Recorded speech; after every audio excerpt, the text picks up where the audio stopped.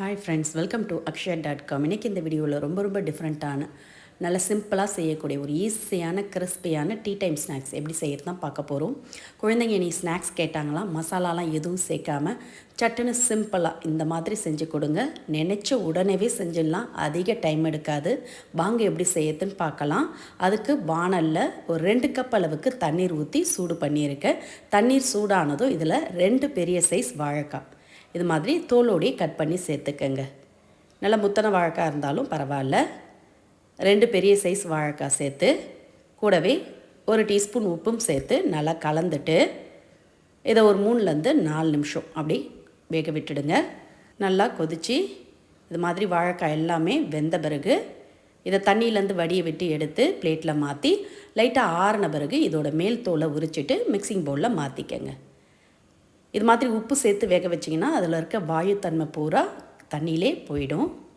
இப்போ இது கூட சேர்த்து செய்யறதுக்கு வாணலில் 1 டீஸ்பூன் அளவுக்கு எண்ணெய் ஊற்றிக்கங்க. எண்ணெய் சூடானதும் 1/2 டீஸ்பூன் சோம்பு, 2 சின்ன துண்டு பட்டை, கூடவே ஃப்ரெஷ்ஷான கருவேப்பிலை, உரிச்ச பூண்டு ஒரு 6 பூண்டு பல், கூடவே சின்ன வெங்காயம் ஒரு 15லேருந்து 20 வெங்காயத்தை சேர்த்து நல்லா வதக்கிக்கங்க. பூண்டு வெங்காயம் எல்லாம் நல்லா வதங்கி வந்த பிறகு இதோட 1/2 கப் அளவுக்கு பொடியாக கட் பண்ண தேங்காய் சேர்த்துக்கங்க.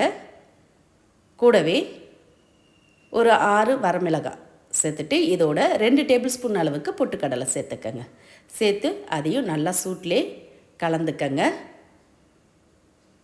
இது மாதிரி நல்லா சூட்டில் வறுபட்டதும் அடுப்பு ஆஃப் பண்ணி நல்லா ஆற விட்டுடுங்க. ஆறின பிறகு இது எல்லாத்தையும் மிக்சர் ஜாருக்கு மாற்றி அரைச்சிக்கலாம்.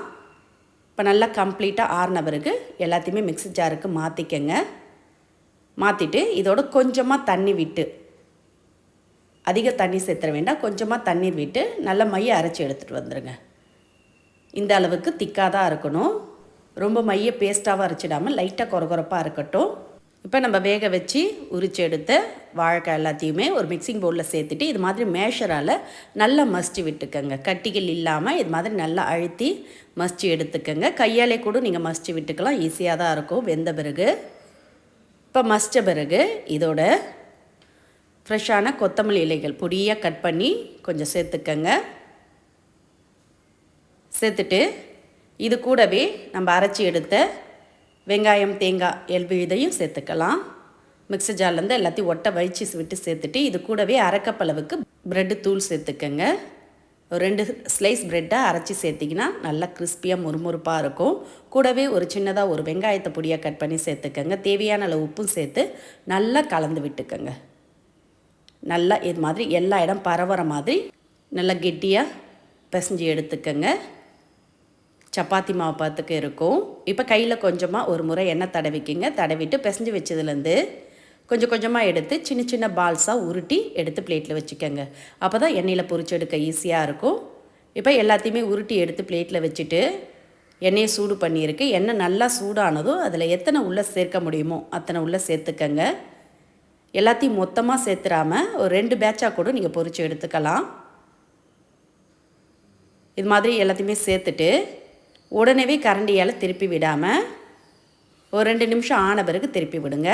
எல்லாமே லைட்டாக இது மாதிரி செவந்து வந்த பிறகு ஈவனாக கலந்து விட்டிங்கன்னா எல்லா சைடும் ஒரே மாதிரி பொரிஞ்சு பொன்னிறமாகும். அடுப்பை மீடியம் ஃப்ளேமாக வச்சுக்கோங்க. ஹை ஃப்ளேமில் வச்சிங்கன்னா மேலே செவந்துடும், உள்ளே வேகாத மாதிரி இருக்கும். இப்போ எல்லாமே பொன்னிறமாக செவந்து வந்திருக்கு பாருங்கள். இப்போ எண்ணெயிலேருந்து வடியை விட்டு எடுத்து பிளேட்டில் மாற்றிக்கங்க. மீதம் உள்ளதையும் இது மாதிரி பொரிச்சு எடுத்துகிட்டு வந்துடுங்க. சட்டுன்னு நினச்ச உடனே சுடலாம். வாழைக்காவும் 2 டேபிள் ஸ்பூன் பொட்டுக்கடலையும் சேர்த்து இந்த கிறிஸ்பியான சுவையான டீ டைம் ஸ்நாக்ஸ் ரெசிப்பியை நீங்களும் இதே மாதிரி இதே அளவுகளோட கண்டிப்பாக ட்ரை பண்ணி பாருங்கள்.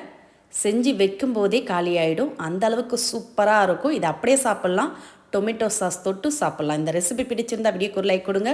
மறக்காமல் நம்ம சேனலையும் சப்ஸ்கிரைப் பண்ணிவிடுங்க. நன்றி, வணக்கம்.